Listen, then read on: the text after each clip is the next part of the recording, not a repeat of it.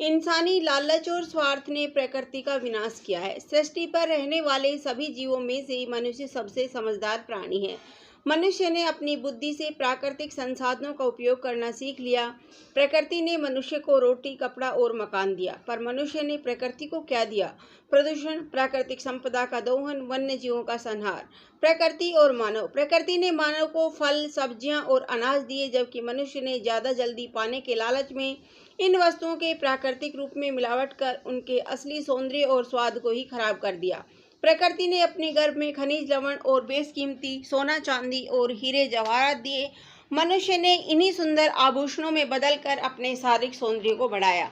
धीरे धीरे मनुष्य स्वार्थी होकर उन्हें बेचकर ज्यादा पैसा कमाने की चाह में ज्यादा खुदाई करने लगा और धरती पर भूकंप, भूस्खलन, बाढ़ जैसी समस्याएं पैदा हो गई। मनुष्य ने जंगलों को काटकर हवाई और जमीनी रास्ते तैयार कर एक देश से दूसरे देश में चुटकी बजाते ही पहुंचना संभव कर दिया। कितना समझदार प्राणी है ना मनुष्य, पर मानव भूल गया कि आविष्कार के साथ अवांछित तत्व भी आते हैं, पर वह उन्हें अनदेखा कर वह पहले केवल आगे बढ़ता गया।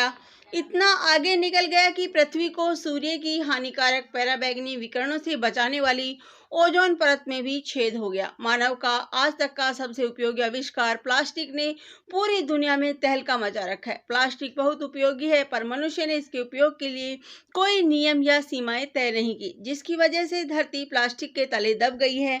मनुष्य इससे छुटकारा पाने के उपाय ढूंढने में लगा है। मनुष्य बिना रुके अपने कामों में लगा, प्रकृति का दोहन करने में किसी भी तरीके से ना रुका था। तब प्रकृति ने 2019 में ऐसा तांडव दिखाया कि पूरे विश्व के मानव जाति की चाल रुक गई। एक ऐसी संक्रामक बीमारी फैली जिससे अपने आप को बचाने के लिए मानव ने स्वयं को घर के अंदर कैद कर लिया। तब प्रकृति ने मौके का फायदा उठाया और अपने सीने पर लगे जख्मों को ठीक करने का निर्णय किया। तब वायु, पशु पक्षी, पेड़ पौधे सभी स्वतंत्र और खुश नजर आए। वे इधर उधर शान से विचरण करने लगे। केवल मानव हाथ पर हाथ धरे अपने घर के अंदर बैठा रहा।